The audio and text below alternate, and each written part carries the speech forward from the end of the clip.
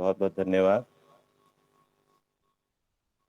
उत्तर प्रदेश पश्चिम के इस नवम सहयोग शिक्षक शिविर के सायंकालीन सत्र में उपस्थित सभी शिक्षार्थियों का, सभी योग मार्ग पर प्रवृत्त होने वाले ऐसे योग साधकों का हार्दिक अभिनंदन है।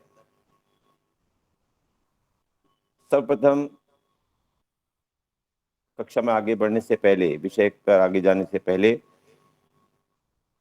आज पूरी दुनिया में योग के पर्याय बन चुके प्रातः स्मरणीय, प्रातः दर्शनीय युग प्रवर्तक, योग ऋषि परम पूज्य स्वामी रामदेव जी महाराज की सूक्ष्म उपस्थिति को नमन करते हुए आज के धन्वंतरी आयुर्वेद शिरोमणि श्रद्धेय आचार्य बालकृष्ण जी की पुरुषार्थ को नमन करते हुए आज के इस आयुर्वेद के सिद्धांत रहस्य अंतर्गत विषयक इस सायकालीन बौद्धिक सत्र में आप सभी का अभिनंदन करते हुए हम आगे की ओर प्रस्थान करते हैं।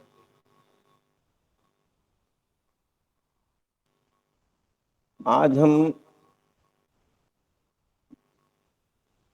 आयुर्वेद के अंदर हमारी दिनचर्या, रात्रिचर्या और ऋतुचर्या किस प्रकार की हो, इस बारे में थोड़ा सा अध्ययन करेंगे, जानेंगे कि आयुर्वेद इस संबंध में क्या निर्देश देता है। क्योंकि अब तक हमने आयुर्वेद के विषय क्षेत्र को लेकर के, आयुर्वेद के भूमिका को लेकर के, फिर दो सिद्धांत, पंच महाभूत, वात पित्त कफ के बारे में और त्रिदोष का संबंध, सप्त धातुएं, इन सभी के बारे में हमने विषय जाना है। लेकिन जो मूलभूत हम समझते हैं कि आयुर्वेद का एक निचोड़ है, जब तक हमारी जीवनचर्या, हमारी आहारचर्या नियमित नहीं होगी, जहां हमने जाना था कि आहार ही भेषज भी है, आहार भी अगर समुचित हितभुक, ऋतभुक, मितभुक के अनुकूल हम प्रयोग करते हैं तो वो हमारे लिए औषधि का भेषज के रूप में भी हमारे को लाभ करता है। और वही भोजन यदि हम अनियंत्रित तरीके से, अव्यावहारिक तरीके से, अपथ्य तरीके से यदि सेवन करते हैं तो वही भोजन हमारे लिए फिर रोग की उत्पत्ति का कारण बन जाता है, क्योंकि फिर हमारी पाचाग्नि बिगड़ जाती है और उसके बिगड़ने से हमारी जो सप्त धातुएं, जो पहली धातु रस का निर्माण होना है वही नहीं होता, तो फिर सब धातुएं कमजोर हो जाती हैं। तो इसीलिए हमारी आहारचर्या के बारे में जहां पहले बताया था कि आहार, निद्रा, ब्रह्मचर्य क्या है, उसके बारे में हमने जाना था।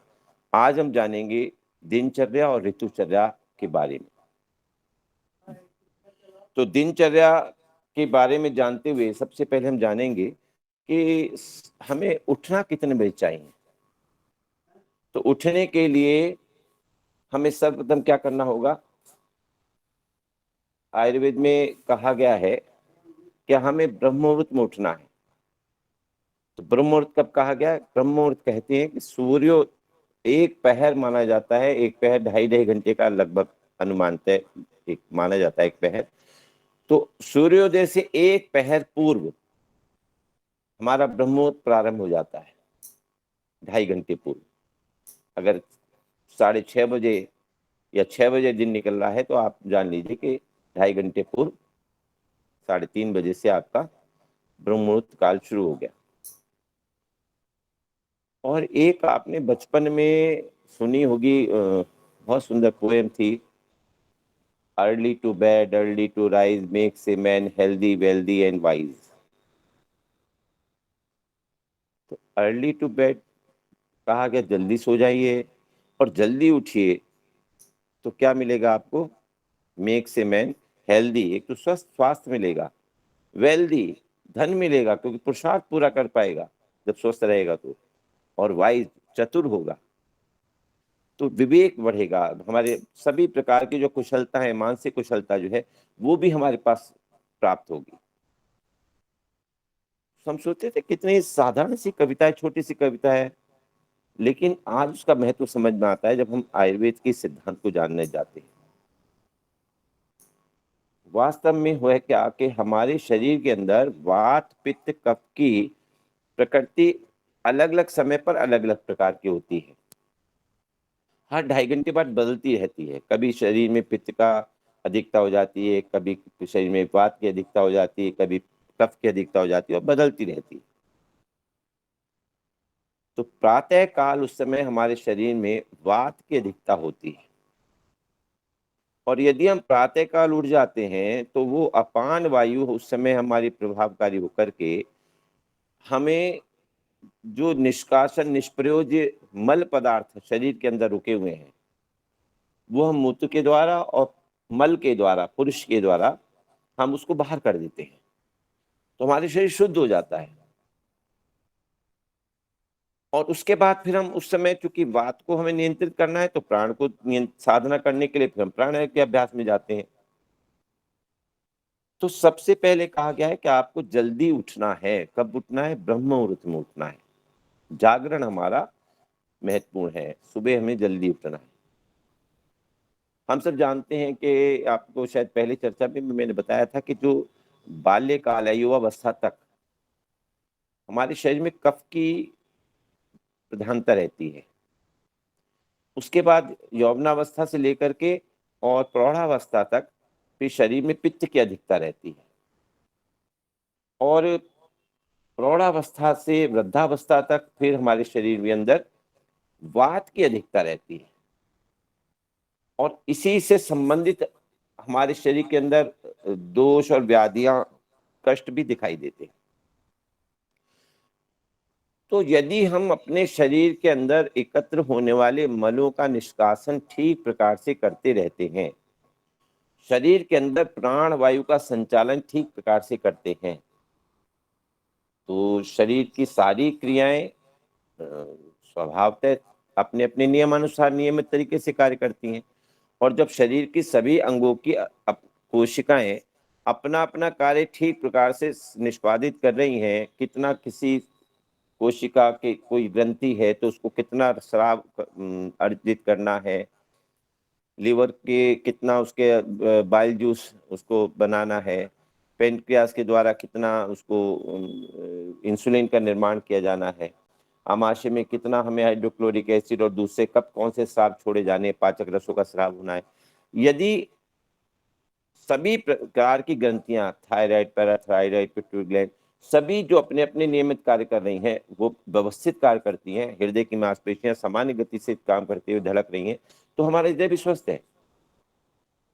तो मूलतः क्या कारण है कि हमारे शरीर की समस्त कार्य प्रणाली को ठीक व्यवस्थित रखने के लिए हमारा जागरण का काल बहुत महत्वपूर्ण है करता है। अब हमें सबसे पहले उठने के बाद करना क्या है, ये हमें पता होना चाहिए। हम ये नहीं कि उठ करके फिर हम आलस कर रहे हैं, तो ऐसा नहीं करना है। हमें सबसे पहले उठ करके अपना मुख प्रक्षालन करना है। मुख प्रक्षालन से अंदर मुखमंडल, ना कि मुख के अंदर। मुख के अंदर पानी नहीं जाना है अभी। आपने मुख को अच्छी तरह से धोया, आँखें वगैरह धोई, मुख धोया और आँखों में क्योंकि रात में कई बार वो कीच वगैरह आ जाती है, तो वो अपना उसमें जब धोने के बाद ताज़गी आ जाएगी। अभी मुख नहीं धोना है, ये ध्यान रखें। मैं बार-बार कह रहा हूँ, मुख नहीं धोना है, क्योंकि मुख के अंदर आपके रात भर के अंदर जो लार रुकी हुई थी, वो बहुत सांद्र कंसंट्रेटेड होकर के सांद्र अवस्था में उपस्थित है और लार हमारी एल्कलाइन होती है, यानी क्षारीय होती है और क्षारीय होने के कारण से हमारे शरीर में जो जितना भी पित्त और अम्लीय स्थिति है, उस अम्लीय स्थिति को न्यूट्रल करने के लिए लार बहुत आवश्यक है और चूंकि इस वो रात भर में और सांद्र इस अवस्था में आ चुकी है, तो ऐसे में एक औषधि के रूप में हमारे शरीर में विद्यमान है। ऐसे में हमें फिर क्या करना है कि सबसे पहले हमें ऊषापान करना है। ऊषापान। ऊषापान का एक सिद्धांत है, नियम है। ऊषापान में कहा जाता है कि जब सबसे पहले हमें जल पीना है, तो जल के बारे में आचार्य वाग्भट ने लिखा है कि प्रत्येक मनुष्य को अपने वजन के बराबर, यानी हमारा वजन अगर 60 है तो 60 का दशमांश कितना हो गया, 6। 6 में 2 कम कर देंगे, कितना, 4। तो 4 लीटर पानी हमको दिन भर में पी लेना है। हमारा वजन है कितना, 70 किलो। 70 किलो में से दशमांश कितना हो गया, 7। 7 में से 2 कम कर देंगे, कितना हो गया, 5। ऐसे 70 किलो के व्यक्ति को हमें 5 लीटर पानी पीना ही है। ऐसे ही 50 किलो का कोई व्यक्ति है तो 5 का दशमांश हो गया, 50 का दशमांश 5। 5 में से 2 कम कर देंगे, अर्थात 3 अंक बचे। तो 3 लीटर पानी ऐसे में उसके लिए न्यूनतम आवश्यकता है शरीर की। हम सब जानते हैं कि मानवीय शरीर के अंदर जो जल का प्रतिशत है लगभग 65 से 70% के बीच में रहता है। हमारे शरीर की जितनी भी क्रियाएं संपादित हो रही हैं, जितनी भी ऊर्जा इधर इधर से उधर भेजी जा रही है, रक्त के माध्यम से जो ऊर्जा का संचालन हो रहा है, ये अन्य क्रियाएं संचालित हो रही हैं, पाचन हो रहा है, भोजन का पाचन हो रहा है। भोजन जो हमने विभिन्न रूपों में लिया है, चाहे वो पत्ते के रूप में लिया है या कंद के रूप में लिया है या फल के रूप में लिया है, अनाज के रूप में लिया है, किसी भी रूप में हमने यदि लिया है, बीन्स के रूप में, दालों के रूप में लिया है, प्रोटीन के रूप में, दूध के रूप में, दही के रूप में, पनीर के रूप में, जिस भी रूप में लिया है उसको कन्वर्ट करने का, उसको रासायनिक क्रियाओं के चयापचय की क्रिया कहलाती है। उस चयापचय की क्रिया के माध्यम से उसको सूक्ष्म कणों में विभाजित करके शरीर के लिए पोषक रूप में, ग्लूकोज के रूप में कन्वर्ट करने का कार्य इस पूरी प्रक्रिया में जल के माध्यम से पूरा होता है। ऐसे में जहां कहा जा सकता है कि भोजन के पचाने में हमें जल बीच में नहीं पीना चाहिए, भोजन के पहले भी नहीं पीना चाहिए, तो भोजन को पीने के कम से कम खाना खाने के 1 से 1.5 घंटे बाद। तो सुबह जब हम ऊषापान कर रहे हैं तो उस समय पर हमें जानना है कि हमने सबसे पहले ऊषापान करना है, जिस ऊषा मतलब प्रातः काल। ऊषा, ऊषा सूर्य के लिए भी कहा जाता है। तो ऊषा काल में हम क्या करेंगे, लगभग 1.25 लीटर पानी किनको लेना है, जो युवावस्था से प्रौढ़ावस्था तक है। इसके पीछे कारण है, हमारे शरीर का जो स्टमक है, हमारे शरीर का जो कहना चाहिए आमाशय है, उसका जो आकार है, साइज है, वो 600 ml का होता है। उसको हमें बढ़ा करके दुगना करना है। इलास्टिसिटी की उसमें स्थिति होती है, जैसे गुब्बारा होता है, उसको जितना मर्जी फुला लो, जितना कर दो, तो वैसे ही वो जब हम भोजन उसमें भरते हैं तो वो फैल जाता है। फिर जब वो खाली हो जाता है तो फिर अपनी इस अवस्था में आ जाता है। तो आमाशय का साइज हम रात में जब उसको पानी के द्वारा भर लेते हैं, दुगना कर लेते हैं, तो वो फूल जाता है। तो उसके दीवार के ऊपर लगे हुआ जितना भी मल है जो रात में रुक गया था, वो सारा छूट करके पानी के साथ आगे बढ़ जाता है। तो हम क्या करते हैं कि ऐसे में हमें 1.25 लीटर पानी पीना है, लेकिन सभी के लिए 1.25 लीटर पानी बताया गया, 1200 ml, इतना नहीं, ऐसा नहीं है। बाल्यकाल में लेकर के यौवनावस्था तक, यानी 15-16 वर्ष की आयु तक, 15-16 वर्ष की आयु तक हमें कितना पानी पीना है, वो पीना है, उसको सवाया करना है आमाशय के साइज को। सवाया से मतलब हो गया 600 लीटर का, 600 मिलीलीटर का हमारा आमाशय है, तो हमें करना है सवाया 750 ml। तो यानी हमें लगभग 3 गिलास पानी। तो अगर आपका गिलास 300 350 ml का है तो 2 गिलास पानी बच्चों के लिए, और फिर प्रौढ़ावस्था से ऊपर वृद्धावस्था वालों के लिए, जो 50-60 से ऊपर, 60 से ऊपर के हैं, 60 से ऊपर वालों को 2 गिलास पानी पर्याप्त है। ऐसे बच्चों के लिए भी 2 गिलास, लेकिन बीच में जो है उनको 1.25 लीटर पानी, 300 ml का एक गिलास है तो 4 गिलास पानी पीने ही है। एक बात और एक और इसका नियम है, पानी जहां दिन भर में आप पिएंगे तो पानी घूट घूट करके पिएंगे, बैठ करके पिएंगे। प्रातः ऊषा पान भी करेंगे, वो बैठ के करेंगे, लेकिन वो पानी ऊषा पान को जल्दी भी पिया जा सकता है, घूट घूट करके पीने की उस समय आवश्यकता नहीं है। दिन भर में घूट घूट करके क्यों पीना है? क्योंकि हर घूट के साथ हमारे मुंह की जो लार है, एल्कलाइन जो हमारे मुंह में लार पड़ी हुई है, वो उसमें बार बार घुल के जानी चाहिए पानी के साथ। तो वो उसकी जो रासायनिक क्रिया उसमें हमारे आमाशय में होने वाली है, उसका एक विशेष प्रभाव पड़ने वाला है। तो दिन भर में आपको इसीलिए कहा गया कि पानी को चबाकर खाना है और खाने को पीना है, यानी उसको इतना चबाना है कि उसमें इतनी लार मिल जाए कि वो पतला हो जाए, बिल्कुल पीने लायक। तो इसलिए कहा गया है। तो इस उसका यह है कि पानी को आप जो ऊषा पान करेंगे, वो ऊषा पान आपको बिल्कुल भी जल्दी जल्दी भी पी सकते हैं पानी। केवल एक ही समय ऊषा पान के लिए कहा गया, बाकी दिन भर में आपको पानी जब भी पीना है, भोजन के अतिरिक्त 1 घंटे बाद, तो वो पानी घूट घूट करके ही पीना है। एक बार में 1 गिलास से अधिक पानी नहीं पीना। फिर जब दूसरा और भी पीना है तो आपको कम से कम 15 मिनट का अंतर डाल करके फिर पीना है। आधा पौन घंटे बाद फिर 1 गिलास पी लेना है। ऐसे करके आपको दिन भर में पानी जितना पिएंगे, आपके खाया हुआ भोज्य पदार्थ जो आमाशय के अंदर है वो बार बार उसमें पतला होगा, और आगे आगे जैसे जैसे छोटी आंत में बड़ी आंत में आगे बढ़ेगा, ड्यूडिनम आगे होता हुआ, तो पता लगेगा वो उसमें रस जो है उसको आंतें सोखती चली जाएंगी, और जो जो उसमें पोषक पदार्थ है वो हमारे रक्त में अवशोषित हो जाएंगे, वो हमारे शरीर के काम आएंगे। लेकिन अब अगर हमने पानी ही नहीं पिया, बहुत सारे मैंने देखा है ऐसे लोगों को जो पानी बहुत कम पीते हैं। अरे आपने बादाम भी खाए हैं तो बादाम को आते थोड़ी सोख लेंगी, वो तो उसके अंदर जब उसके पोषक पदार्थ हैं वही उन्हीं को लेंगी। तो उनको जब आपने अच्छे से पचा लिया है और वो 1 घंटे तक आपने पानी नहीं पिया, उसके उस 1 घंटे के बीच में जितने भी हमारे पाचक रस थे वो हमारे के अंदर निकल रहे थे, छोटी आंत के अंदर निकल रहे थे, वो सारे उसके अंदर इतने मिल गए कि वो बारीक पेस्ट बन गया रासायनिक क्रिया के बाद। और जब उसमें आपने पानी मिलाया तो वो एक इतना पतला घोल जूस ऐसा बन गया कि उसको आंतें बार बार सोख रही हैं, उसमें से पोषक तत्व सब अब्जॉर्ब हो गए। तब तो फायदा है। अगर आपने बादाम भी, काजू खूब सारे खा लिए, मेवे और बढ़िया बढ़िया चीजें भी, और उसके बाद आपने पानी नहीं पिया 1 घंटे बाद, 1.5 घंटे बाद, तो वो तो पतला होगा ही नहीं, वो तो आगे से बढ़ता हुआ और कब्ज के रूप में बिल्कुल निकल जाएगा सारा भोज्य पदार्थ। तो कोई फायदा नहीं है। ज्यादा खाना खाना, भोज्य पदार्थ लेना अनिवार्य नहीं है हमें, जबकि भोजन को ठीक से पचा लेना उतना महत्वपूर्ण है। भोजन का अधिक खाना आवश्यकता नहीं है। आप भोजन को बिल्कुल बारीक बारीक कण करके चबा चबा के खाइए। बेशक आप 4 रोटी के बजाय 2 रोटी खाइए उतने ही समय में। 20 मिनट से कम लगाने चाहिए भोजन में, आधा घंटा 20 मिनट।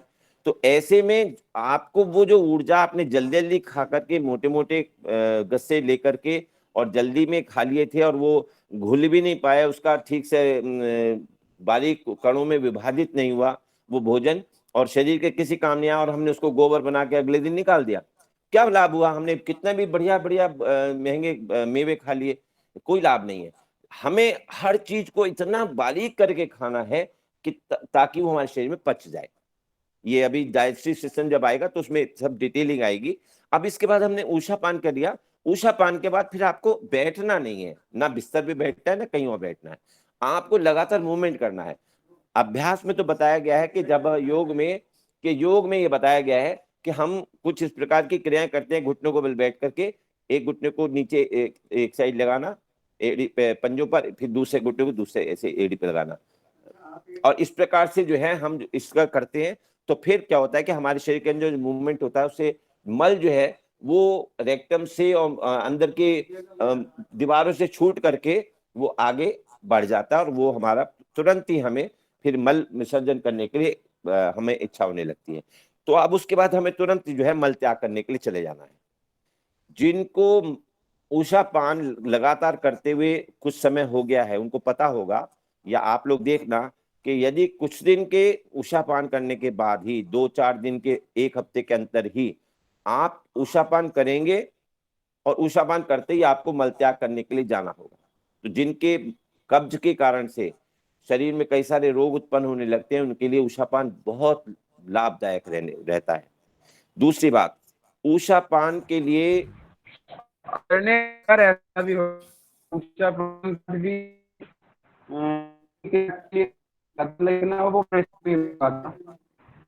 मैं तो काफी था नहीं था अभी कृपया माइक बंद रखें, बाद में बात करेंगे सबसे, है ना, बीच में डिस्टर्ब नहीं करेंगे प्लीज। मेरी आवाज अगर साफ आ रही है कृपया हाथ उठाएं। विस्लिंग तो नहीं है कोई, प्रतिध्वनि तो नहीं सुनाई दे रही? ठीक। अब हमें मल त्याग करने के बाद अच्छी तरह से अपने हाथ पांव धोएंगे।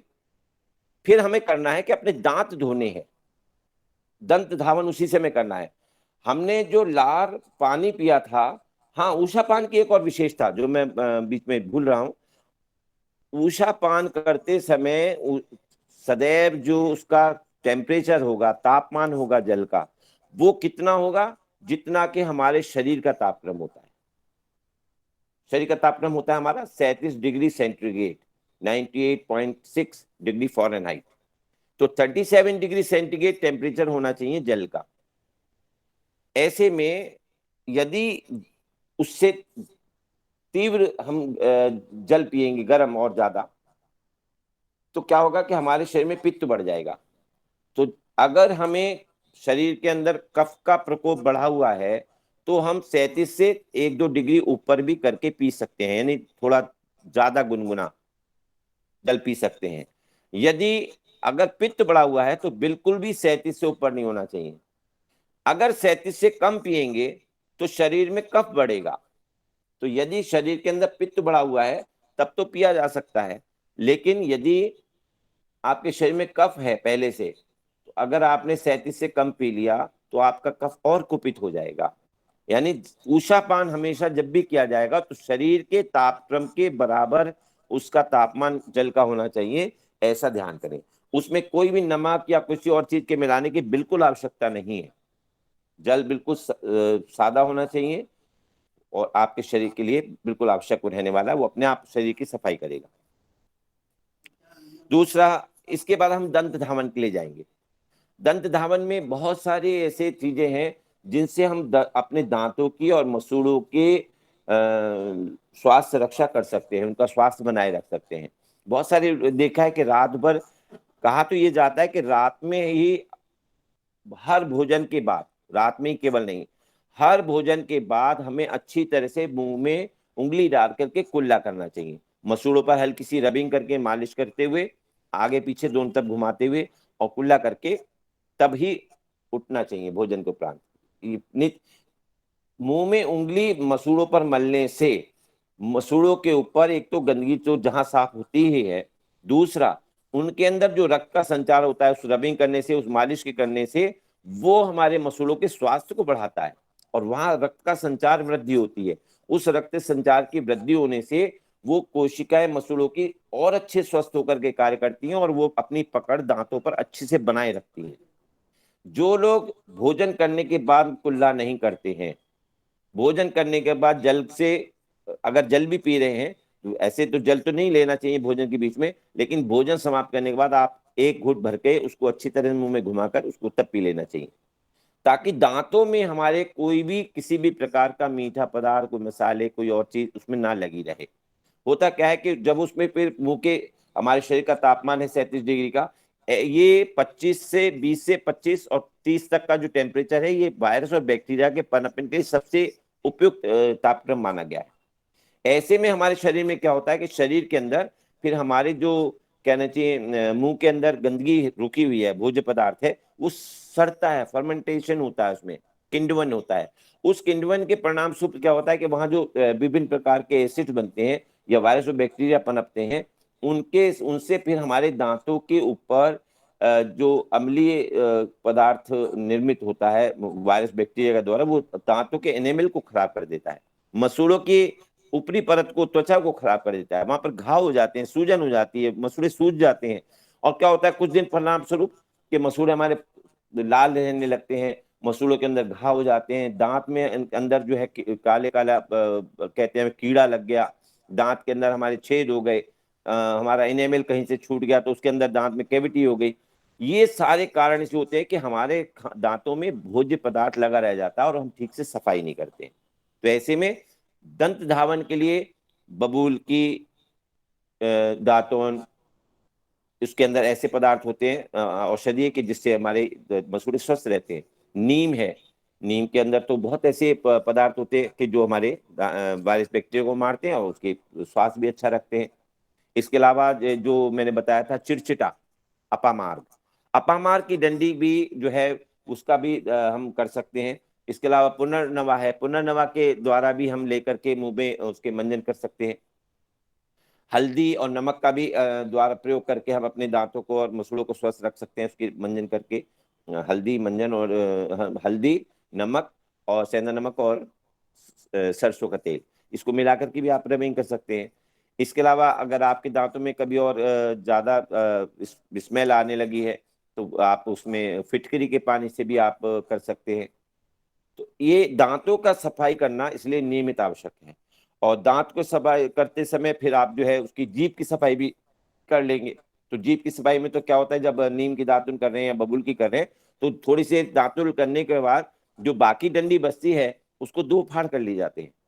और दो फाड़ करने के बाद जो उसका उसको लचीली हो जाती है उसको गोल घुमा करके उसकी जिब्बी जैसी बना करके उसके जीभ को अच्छी तरह से साफ कर लिया जाता है। पतंजलि के द्वारा बहुत सारे इस तरह के जो कहना चाहिए मंजन बनाए गए हैं या दंत कांति है। हमने देखा है कि जो उसका मंजन है दिव्य दंत मंजन, उसके अंदर बबूल से लेकर के अपामार्क से लेकर के पुनर्नवा और कई प्रकार की औषधियां, मौलश्री वगैरह और बहुत सारी चीजें हैं जिन जो सभी हमारे दांतों की स्वास्थ्य रक्षा के लिए आवश्यक है। तो ऐसे में इतना बढ़िया संयोजन उनका मिलता है कि हमें,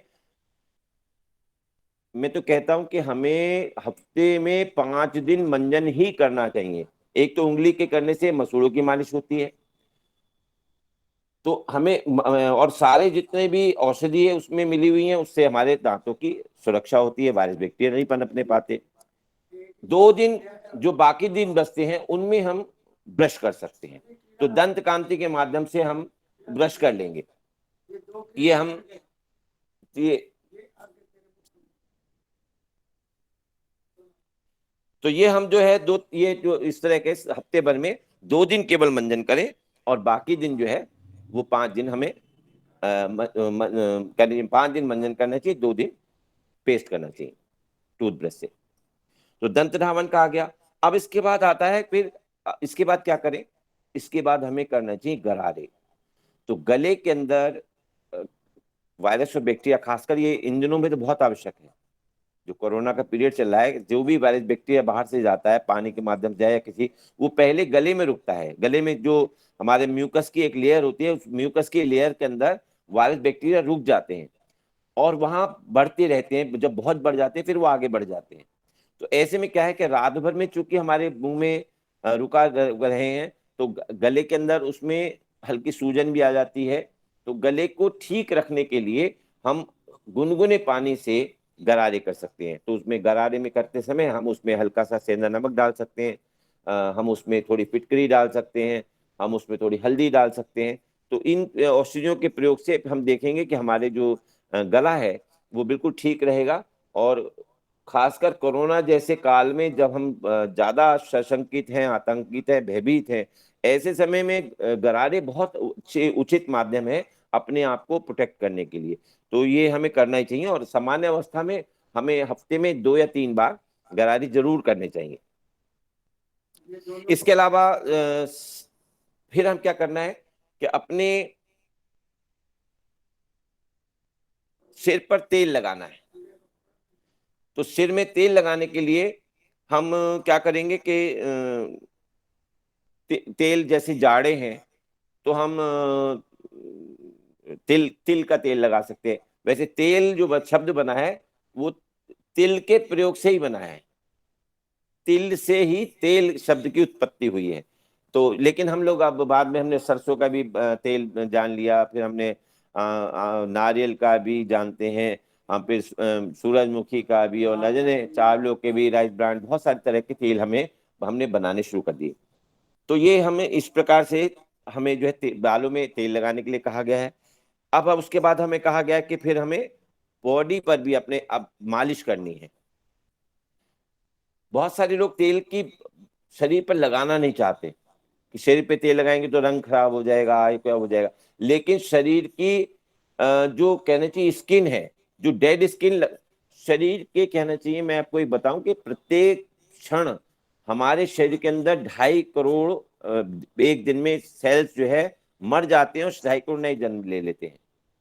तो जो मरे हुए सेल्स हैं उनका बाहर निकलना आवश्यक है। तो ऐसे ही त्वचा के ऊपर जितने मरे हुए सेल्स स्किन के निकलते हैं तो वो हमारी रबिंग के द्वारा बाहर निकलते हैं। इसलिए जब हम स्नान करते हैं, कुछ करते हैं, तो उसको अच्छी तरह से मालिश करके तब हमें नहाना चाहिए। तो ऐसे ही जब तेल की मालिश की जाती है तो वो ऊपर की जो डेड स्किन है वो उससे निकलती है, तो नीचे से स्वस्थ त्वचा के निकलने से त्वचा में श्वास की जो स्थिति है वो बन के आती है। ठीक है, तो हमें करना क्या है कि हमें अब जो है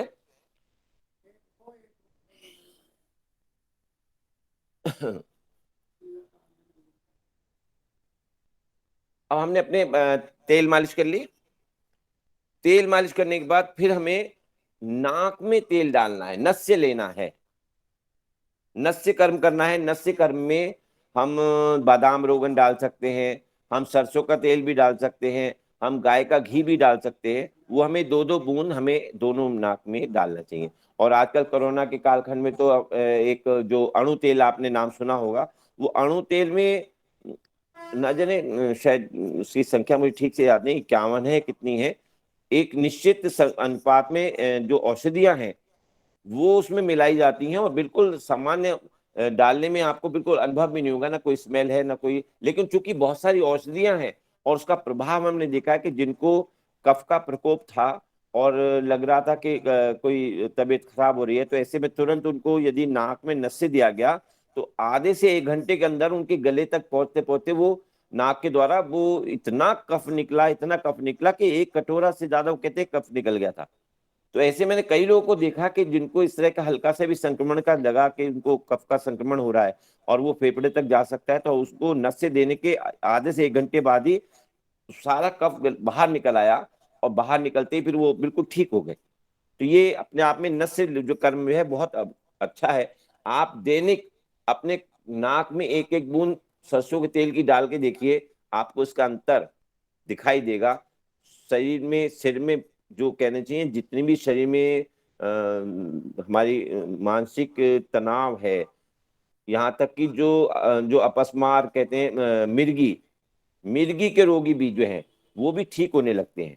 हमारी श्वसन की तंत्र ठीक होने लगता है। हमारी श्वसन की जो ब्रीदिंग की एक क्लैरिटी है, एक सफाई से, वो हमें आपको अलग से दिखाई देगी कि हमारी नासिका कितनी शुद्ध तरीके से श्वास को ले पा रही है, वो अनुभव करेगी उस ताजगी को।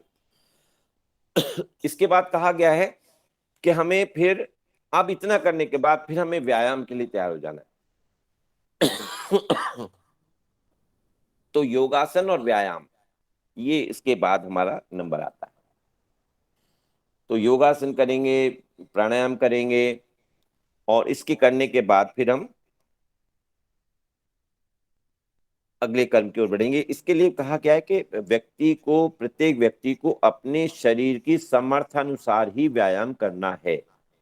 आयुर्वेद में स्पष्ट निर्देश है। एक सा व्यायाम सबके लिए नहीं है।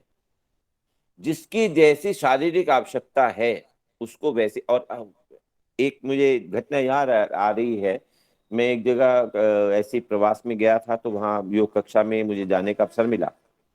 तो मुझे पता लगा कि वहाँ कुछ लोग मुझे बताने लगे कि हम पीछे ऐसे ऐसे कुछ दिनों से बीमार हो गए। कि आपको क्या बीमार हुआ? आप ये हम इसलिए हुए, आप किस लिए हुए? इसलिए हुए। तो जब मैंने उसमें पूछा, फिर मैंने कहा आप लोग क्या क्या दैनिक क्रियाएं करते हैं? तो जैसे हम दैनिक, आप आजकल ट्रेनिंग की क्लास में सभी प्रकार के आपको योगासन अब और प्राणायाम और सभी प्रकार के यौगिक जॉगिंग सभी सिखाई जा रही है, तो पता चला सारे ही अभ्यास क्रम वहां कराए जा रहे हैं। अब वहां उपस्थित प्रत्येक व्यक्ति की आवश्यकता शरीर की अलग अलग है। किसी को बीपी हाई है, कोई मोटापे का शिकार है, कोई पतलेपन का शिकार है, किसी के माइंड की स्थिति कुछ और है। यानी शरीर की हर एक की आवश्यकता अलग है। तो उनके लिए कुछ तो उसमें आसन और प्राणायाम निषेध है, कुछ के लिए आवश्यक है, कुछ को कुछ कम करने हैं, कुछ को कुछ आसन और व्यायाम अधिक करने हैं।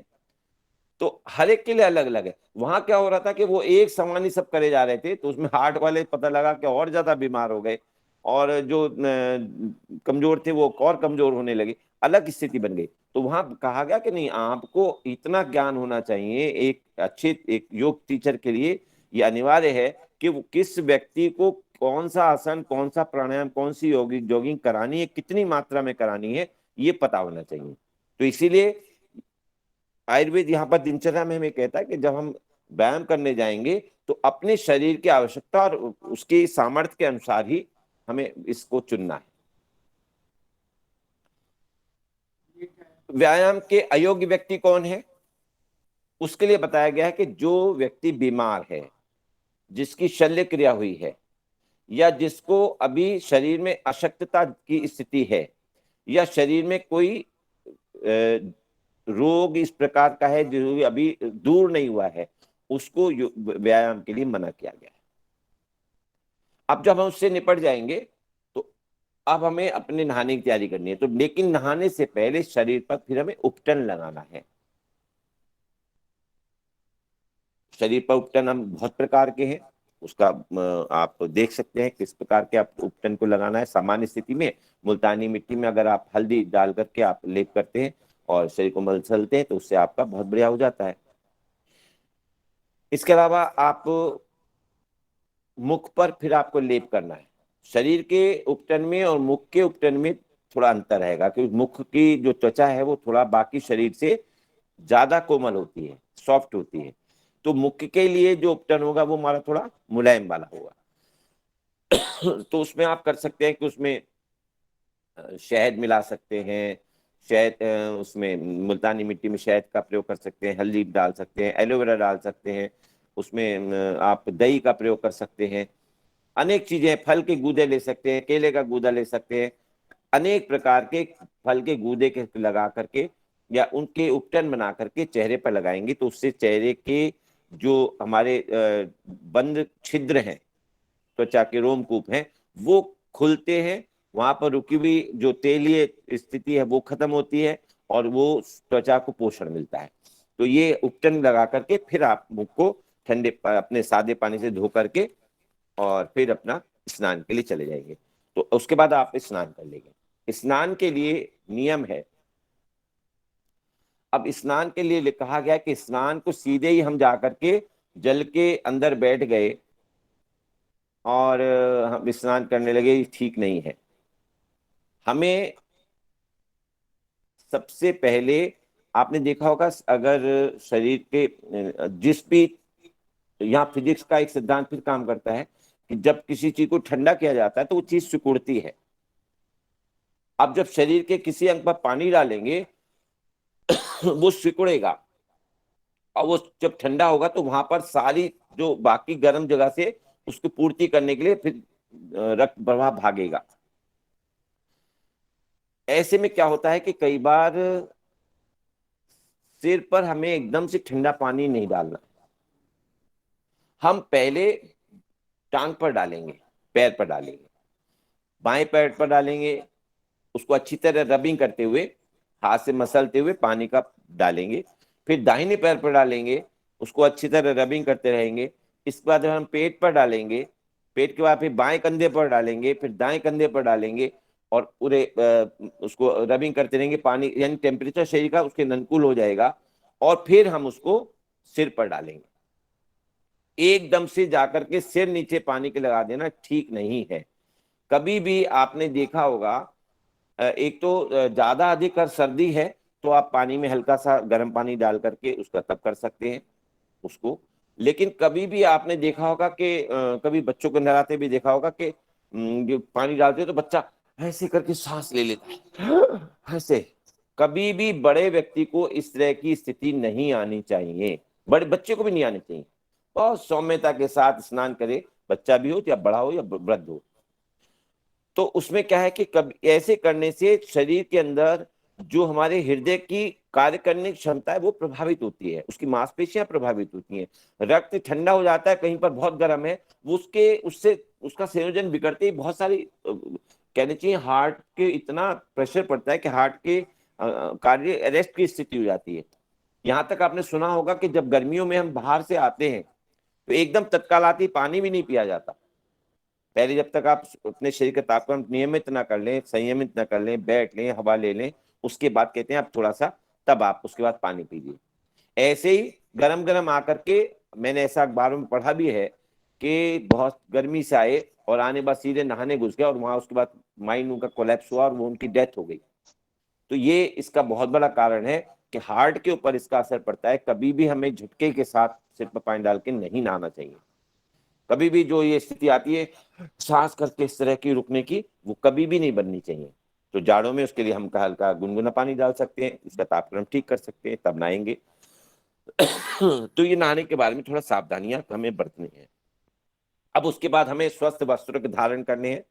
स्वस्थ वस्त्र धारण करने हैं, कहा गया है वस्त्र धारण करने के लिए एक बार पहने हुए वस्त्र के को दोबारा नहीं पहनना चाहिए। जो भी वस्त्र हमने एक बार पहन लिए हैं तो वो सारे वस्त्र हमारे फिर दूषित हो गए, यानी उसमें वायरस और बैक्टीरिया, चाहे हवा के माध्यम से हो या शरीर के स्पर्श के माध्यम से हो या किसी व्यक्ति या किसी और चीज के स्पर्श से हो, उसके अंदर जो आए हैं, तो वो दोबारा अगर आपने सारे शरीर को शुद्ध कर लिया है और वही वस्त्र पहननी है तो वो बेकार हो गया आपका नहाना, आपके वही वायरस बैक्टीरिया फिर आ गए। यानी इतनी अच्छी हाइजीनिक जो टिप्स हैं, जो कहना चाहिए नुस्खे हैं, तरीके हैं, वो हमारे यहाँ पहले से बता रखे हैं हजारों वर्ष पूर्व से। क्योंकि वाघभट का जिक्र बार बार जब हम कर रहे हैं तो वाघभट ही कम से कम 3500 वर्ष पहले हुए, 3500 वर्ष पूर्व। तो हमें वस्त्र धारण एक बार करने के बाद, दूसरा, कभी हमें गीले वस्त्र धारण नहीं करने चाहिए। तो हमें वस्त्र, साफ वस्त्र और पहन करके फिर हमें बाहर निकलना है। ऋतु के अनुसार पहनना है। यदि जाड़े हैं तो हमें पर्याप्त मात्रा में गर्म वस्त्रों का प्रयोग करें, उन्हीं वस्त्रों का प्रयोग कर सकते हैं। और यदि हम गर्मी है तो हमें फिर सूती वस्त्रों का, ढीले वस्त्रों का, हल्के रंग के वस्त्रों का प्रयोग करना है। ये इसमें लिखा गया है। पानी रखा है, पानी रखा है। अब इसके बाद क्या आता है, इसमें आता है फिर हमें नहाने के बाद हल्का शरीर में सुगंधी का अनुभूति होनी चाहिए, एक ताजगी का वातावरण दिखे, तो उसके लिए हम हल्के इत्र का प्रयोग कर सकते हैं। और मुख में हमें ताजगी दिखे तो उसके लिए हम मुख में अजवाइन का और दालचीनी का। दालचीनी तो कहते हैं जिनको पायरिया वगैरह की कई रोग हो और मुख में बहुत गंध आती हो, तो उनको दालचीनी यदि टुकड़ा मुंह में डालेंगे तो तुरंत उनकी मुख की दुर्गंध दूर हो जाती है। इसके अलावा आप उसमें सौंफ डाल सकते हैं, मुख में मुलैठी डाल सकते हैं। तो कि कोई भी ऐसा चीज सुगंधित पदार्थ जो है डाल करके उसको, इलायची है, जायफल है, तो इनको, लौंग है, ये सब डाल करके आप जो है मुख में उसको, मुख की अच्छी सी सुगंध को आप बना सकते हैं। ऐसी शरीर पर इत्र लगा सकते हैं तो ताकि आपका स्वयं भी, आपको काम करने के जो भी जा रहे हैं तो मन प्रफुल्लित सा रहे। आपको चप्पल और जूते जो पहनने हैं वो भी उचित आकार और उसकी कहने चाहिए बनावट के होने चाहिए, आपके पैर के अनुरूप होने चाहिए।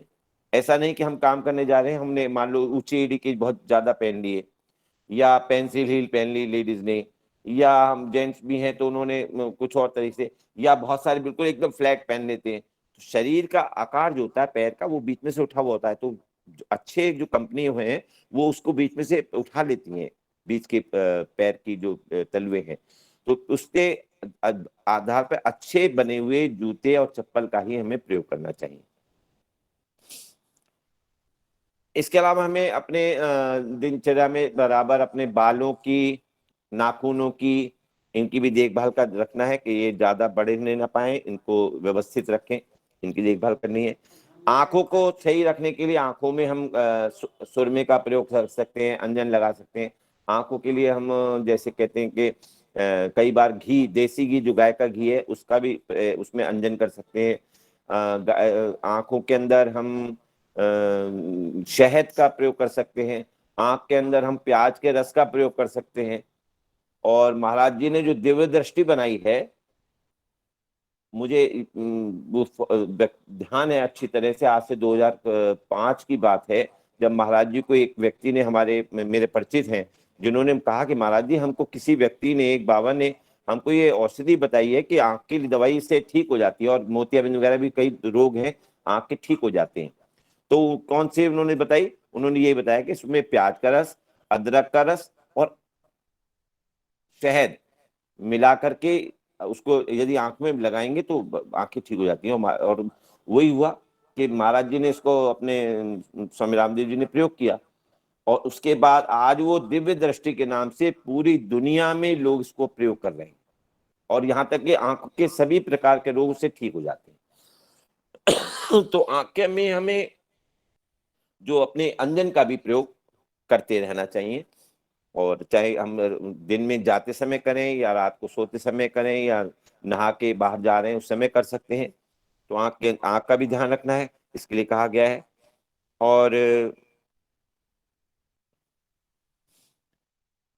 भोजन के लिए लिखा है कि भोजन जो हम करेंगे दिन में, तो भोजन के बारे में आचार्य वाग्भट कहते हैं कि सूर्य निकलने के अगले पहर तक, जो से अगला पहर है 2.5 घंटे का, उस समय शरीर के अंदर सबसे अधिक हमारे पाचक रस का स्राव होता है। यानी शरीर के अंदर पाचक रसों का स्राव उस समय सबसे अधिक होता है। ऐसे में हमारे शरीर के अंदर हम जितना भी गरिष्ठ प्रकार का भोजन है यदि वो करेंगे तो वो भोजन हमारे लिए बहुत अच्छा रहने वाला है, वो सब हम पचा लेंगे। लेकिन हम अगर कोई ऐसा भोजन लेते हैं, अब विदेशों में क्या कहा गया, इसको ब्रेकफास्ट कहा गया। वास्तव फास्ट तो है, क्योंकि हमने पहले दिन शाम को भोजन लिया था सूर्य उदय से पहले, सूर्य अस्त से पहले, और उसके बाद पूरा रात निकल गई कई घंटे, उसके बाद अगले दिन सूर्य उदय हो गया, और सूर्योदय के भी हमने फिर अगले एक पहर में खाना खाना है। तो उस समय पाचक रस जब श्राव हो रहे हैं तो उस समय हम जितना भी अधिक गरिष्ठ भोजन, यानी भोजन गरिष्ठ में जो जितने भी तले भुने आपको पराठे खाने हैं, पूड़ी खानी है, कचौड़ी खानी है, उड़द की दाल खानी है आपको, और इस प्रकार के जितने भी हैवी प्रोटीन के आइटम, पनीर खाना है, दूध से बने हुए पदार्थ लेने, जितने भी हैवी फूड हैं वो आप गरिष्ठ भोजन का प्रयोग पहले खाने में कर सकते हैं। इसलिए आप 9, 10, 11 बजे तक अधिकतम आपको भोजन अपना ले लेना चाहिए। कहा गया है, आयुर्वेद का एक आपने कथानक और कहने चाहिए एक कहावत सुनी होगी कि हमें जो प्रातःकाल का भोजन एक महाराजा के समान, दोपहर का भोजन एक सेठ के समान, और रात का भोजन एक भिखारी के समान करना चाहिए। अर्थात जो पहला भोजन आप करेंगे वो खूब गरिष्ठ हो सकता है, जितना भी आप खाना चाहें वो खा सकते हैं, लेकिन दूसरा जो दोपहर में भोजन करेंगे वो आप दोपहर में फिर थोड़ा उससे हल्का करेंगे, और शाम का भोजन सूर्य अस्त होने से पहले पहले कर लेंगे, उसके बाद तो करेंगे ही नहीं। और दूसरा बात यह है कि सूर्य अस्त होने के बाद चूंकि हमारे शरीर के अंदर पाचक रसों का स्राव होना बंद हो जाता है, इसलिए मना किया जाता है। जैनी लोग इस मामले में बहुत बढ़िया है, वो आयुर्वेद के कितने बड़े सिद्धांत को मानते हैं कि हमारे वो जो सूर्य अस्त से पहले पहले खा लेते हैं, उनका इसको उन्होंने अहिंसा से भी जोड़ा है कि चूंकि पहले इतनी लाइट की व्यवस्था नहीं थी उस कालखंड में, तो कहीं कोई कीड़ा या कोई ऐसी चीज ना चली जाए खाने में, तो उसका पीछे उसका तात्पर्य रहा होगा। लेकिन आयुर्वेद की दृष्टि से बहुत महत्वपूर्ण है, ये अब हमको समझ में आता है कि ये भोजन हमें सूर्य के समय ही कर लेना चाहिए। ऐसे बहुत सारे खाद्य पदार्थ हैं जो हमें सूर्य के समय ही खा लेने हैं, सोने। तो हमें हमें क्या करना है? अब अगला जो हमें करना है वो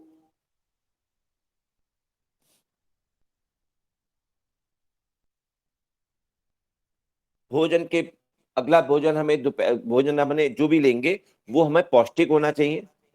अगला जो एक मैं वैसे जो सत्र रहने वाला है उसमें भोजन के बारे में पथ्याहार के बारे में आएगा, तो विस्तार से बताएंगे कि किस प्रकार के पौष्टिक भोजन, सात्विक भोजन, रजोगुण वाला तपोगुण वाला भोजन रहता है, उसके बारे में विस्तार करेंगे। लेकिन हमें भोजन अपनी प्रकृति के अनुकूल करना है।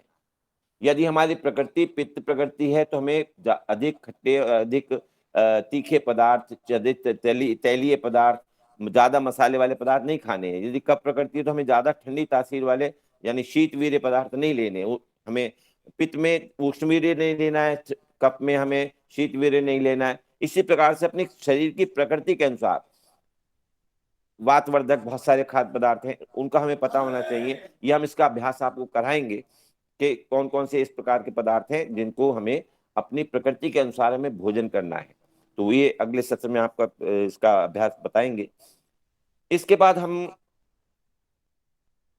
यदि यज्ञ करके उठे हैं तो यज्ञ की जो हमें कभी कभी यज्ञ के करने के बाद उसके धूम्र के पास बैठ करके औषधियों के साथ अपने श्वास प्रश्वास को करना चाहिए, जिसके करने से जो औषधि युक्त हमारा जो धूम्र है, धुआं है, वो हम उसका पान कर सकें। तो धूम्रपान के लिए कहा गया है। तो धूम्रपान से तात्पर्य ये नहीं कि हम वो जो तंबाकू वाली सिगरेट और दूसरे हुक्का हुक्का पीने का, उसके लिए बिल्कुल नहीं मना किया गया है।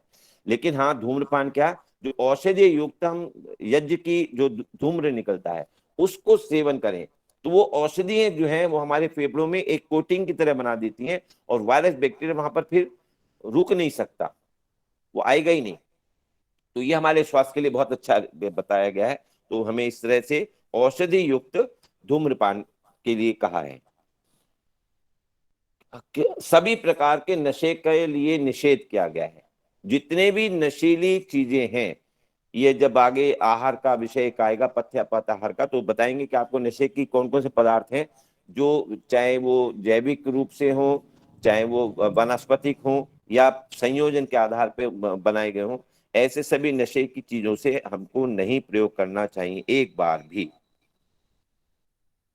और ये हमें कैसा आचरण करना है, फिर दिन भर जब हम अपने व्यवहार करेंगे तो हमें ऐसे में किसी के साथ भी जैसा व्यवहार हम अपने साथ चाहते हैं कि सभी व्यक्ति हमारा व्यवहार करें, ऐसा ही व्यवहार हमें करना चाहिए।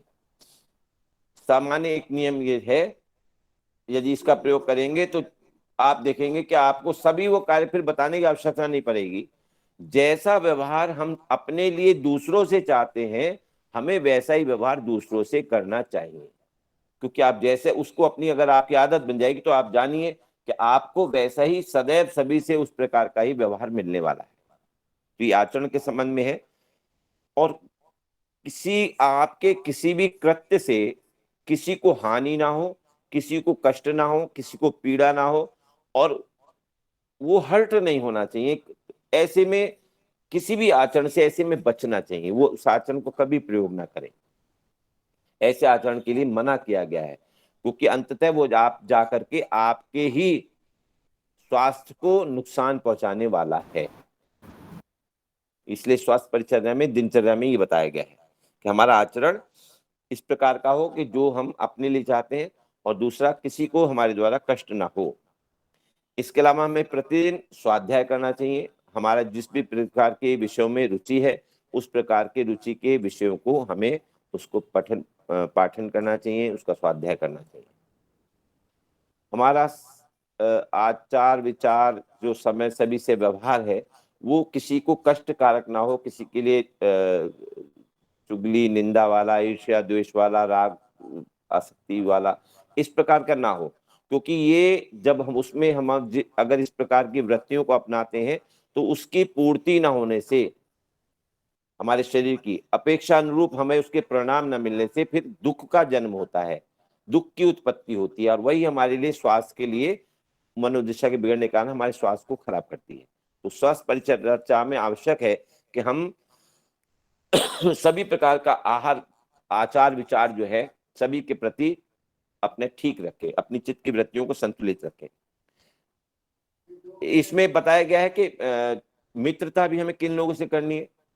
ऐसे मित्र जो आपके सामने तो आपकी प्रशंसा करते हैं, क्योंकि वो पीछे मुड़ते ही आपके निंदा करते हैं, आपके अहित की बात सोचते हैं, ऐसे से तुरंत हमें मित्रता छोड़ देनी चाहिए। ऐसा मित्र जो आपके पीठ पीछे भी आपके हित की बात ही चर्चा करता है, आपके लिए अहितकारी निर्णय नहीं लेता, हमें ऐसे मित्र को ही अपने संबंध अपने करीब रखना चाहिए। तो इस प्रकार के बहुत सारे उदाहरणों के साथ इसमें समझाया गया है कि हमें किस प्रकार के लोगों से मित्रता करनी है और किस प्रकार के लोगों से मित्रता नहीं करनी। अगला जो इसमें विषय आता है वो आता है फिर रात्रिचर्या का। तो रात्रि के लिए भी जैसे मैंने शुरू में कहा कि early to bed early to rise, तो अर्ली टू बेड जाना है हमें। रात्रि का भोजन जब सूर्य अस्त से पहले कर लिया है, उसके बाद हमें उसके कुछ समय पश्चात सूर्य अस्त होने के हमें फिर निद्रा की तैयारी कर देनी है। निद्रा में जाने से पहले हमें दूध का सेवन कर सकते हैं आहार के लिए। कहा गया है कि दूध का सेवन कभी भी सूर्य के समय नहीं करना चाहिए। सूर्य के समय उसको पाचन करने वाले जो पदार्थ हैं, जो रस, पाचक रस है, उनका स्राव नहीं होता लैक्टिक एसिड का। हमारे शरीर में लैक्टोज वगैरह को पचाने के लिए रात्रि के समय ज्यादा उचित रहता है। जहां रात के सूर्यास्त के बाद हमें दही वगैरह का सेवन, छाछ का सेवन, मट्ठे का नहीं करना चाहिए, वहीं दूध का सेवन हमें रात होने के बाद ही करना चाहिए। अतः रात को जो सोते समय उससे पहले आप दूध का सेवन कर सकते हैं। दूध जिनको नहीं पचता है, जिनको कोई उससे कुछ एलर्जी या कुछ इस प्रकार का रहता है, तो पाचन कुछ समस्या है, तो वो दूध में हल्दी डाल के ले सकते हैं। आप रात्रि में जाते समय आप योग निद्रा का प्रयोग कर सकते हैं। आप किसी भी एक मंत्र की चैंटिंग कर सकते हैं। मन ही मन में, कुछ नहीं तो केवल ओम का जाप कर सकते हैं। आप देखिए कि जिनको नींद आने की समस्या भी है, अगर वो नींद पर आंखें में जाकर के लेट करके अपने शरीर को रिलैक्स करके केवल ओम का ध्यान करते हैं, ओम की चैंटिंग करते हैं मन ही मन में, चाहे हल्के बोल करके भी, आप देखेंगे हल्के बोल के करेंगे, आपने धीरे धीरे आपके बोल अपने आप बंद होते जाएंगे और फिर मन में आते आते आप कब सो गए पता भी नहीं चलेगा। 5 7 8 10 बार करते 11 12 बार में ही आप गहरी नींद में चले जाएंगे, और वो निद्रा इतनी अच्छी और डीप होगी, गहरी होगी, कि आप पूरे शरीर को आपके रिलैक्स कर देगी। कुछ ही घंटों की नींद आपके पूरे शरीर की बैटरी को चार्ज करने के लिए आवश्यक है। जैसे मैंने पूर्व में बताया था कि आहार निद्रा भंजन निद्रा हमारी शरीर की बैटरी को रिचार्ज करने के लिए कितनी महत्वपूर्ण है। तो ऐसे में निद्रा के रात्रिचर्या में हमें निद्रा में जाने से पहले इसीलिए कोई इस प्रकार के व्यवहार नहीं करना है। हमें इस प्रकार के टीवी के प्रोग्राम नहीं देखने जो बहुत उत्तेजक हों, बहुत क्रोध लाने वाले हों, बहुत उन्मादी हों, या बहुत इस प्रकार का व्यवहार नहीं करना है कि जो हमारे रात्रि में हमारे उसको उस प्रसंग के कारण से हमारी नींद में व्यवधान आए। तो हमें इस प्रकार के किसी भी व्यवहार में नहीं जाना है। सोने से पहले हम हो सकता है कि कमरे में अपने प्रकाश को मध्यम कर सकते हैं। हम लाइट म्यूजिक सुन सकते हैं, कोई क्लासिकल म्यूजिक सुन सकते हैं, लेकिन बहुत ही हार्ड म्यूजिक और इस प्रकार के लगा करके हमें नींद में नहीं जाना चाहिए। उससे निद्रा जो हमारी ना तो गहरी आएगी, और दूसरा जो हमारे शरीर में रात्रि में जो हमने अगर उग्रता की इस स्थिति में ऐसे टीवी समाचार को देख के सोए हैं जो बहुत ज्यादा व्यग्र करने वाले थे, मन को व्यथित करने वाले थे, तो वो हमारे फिर रात्रि में अवचेतन मन में उसको हमारे कष्ट देंगे, और फिर हमारी नींद वो उतनी प्रगाढ़ नहीं हो पाएगी। और उस प्रगाढ़ता न होने के कारण से फिर आपके शरीर में उतनी एनर्जी जो हम रात भर में लेने वाले थे, अपने शरीर को रिचार्ज करने वाले थे, बैटरी को रिचार्ज करने वाले थे, वो नहीं हो पाएगी। तो शरीर में वो थकन सी बची रहेगी। इसलिए हमें निद्रा में जाने से पहले बहुत इन सावधानियों का प्रयोग करना है, तब हमें निद्रा में जाना है। और अनिद्रा यदि किन्हीं व्यक्तियों का है तो उसके क्या कारण है, क्या उनका उपचार हो सकता है, इसके बारे में उल्लेख है। इसकी चर्चा हम आगे आपको साथ करेंगे, और क्योंकि उसने अनिद्रा को दूर करने के क्या उपाय हैं ये भी बताएंगे। दिन में सोने के लिए बिल्कुल मना किया गया है। दिन में कभी नहीं सोना है। केवल गर्मियों में जब बहुत ज्यादा गर्मी होती है तो दोपहर के खाने के बाद आधा घंटे का विश्राम किया जा सकता है, केवल तब के लिए कहा गया है। बाकी हमें दिन में कभी भी नहीं सोना चाहिए, ये बिल्कुल मनाही की गई है। और इसके साथ में हमें रात के भोजन के भी मुख्य नियम है कि रात में यदि भोजन करना है तो जैसे मैंने पूर्व में बताया कि रात का भोजन एक भिखारी के समान हो। बहुत ही सूक्ष्म भोजन, बहुत ही लाइट भोजन, बहुत ही सुपाच्य और बहुत ही तरल भोजन हमारा होना चाहिए, जो कि हमें करना है। लेकिन हमारी आज की दिनचर्या क्या है कि हम लोग सुबह के जाते हैं और रात लेट आवर्स में लौटते हैं, दुकान है तो बहुत लेट आवर्स में आ रहे हैं, या हमारी नाइट शिफ्ट चल रही है, इवनिंग शिफ्ट चल रही है, तब हम देर में आ रहे हैं। उसके कारण से फिर हम जो इस तरह की व्यवस्थाएं बन जाती हैं तो हमारे शरीर में फिर रोग पनपने लगते हैं। मेरा कहना यह है कि हमें ऐसी व्यवस्था बनानी चाहिए कि हमें भोजन हम उससे पहले पहले कर लें, ऐसी कोई व्यवस्था रहे, क्योंकि जितना हम लेट भोजन करेंगे वो हमारे शरीर को फायदे की जगह नुकसान अधिक करने वाला है। तो हम कोशिश करें कि ऐसी व्यवस्था बनाए कि हमें अधिक देर तक गरिष्ठ भोजन न करना पड़े। यदि यात्री का भोजन रात्रि का करना भी है तो वो अधिक गरिष्ठ नहीं होना चाहिए, मिर्च मसाले वाला, ज्यादा तैलीय या इस प्रकार का भोजन नहीं होना चाहिए, तो हम अपने शरीर को स्वस्थ रख पाएंगे। और ये रात्रि भोजन के इस प्रकार के बहुत सारे नियम हैं जो बताए गए हैं, और इनमें आगे जब पथ्याहार और अपथ्याहार की चर्चा आएगी उस समय आपको बताऊंगा तो रात में इसलिए दही का सेवन क्या नहीं करना, या रात्रि में बहुत सारे पदार्थ हैं जिनका, जैसे खीरा है और ककड़ी है, बहुत सारे ऐसे फल हैं जिन फल का सेवन रात्रि में सूर्यास्त होने के बाद नहीं करना चाहिए। तो ऐसे बहुत सारे खाद्य पदार्थ हैं कि जिनका सेवन रात्रि में सोने से पूर्व नहीं करना है, ये आप हमें पता होना चाहिए, उसका सेवन नहीं करना है। रात्रि के समय सोने से पहले आप हल्की अच्छे साहित्य का, कोई आध्यात्मिक साहित्य की आप उसमें पाठन भी कर सकते हैं, पुस्तक पढ़ सकते हैं यदि पढ़ना चाहते हैं तो। हल्का शास्त्रीय संगीत सुन सकते हैं। इस प्रकार से यदि जाएंगे तो आप देखेंगे कि आपकी रात्रि का जो चर्या है वो भी बहुत अच्छे से होगी, और आप एक अच्छे स्थिति में जा करके अपने शरीर को स्वस्थ रख पाएंगे।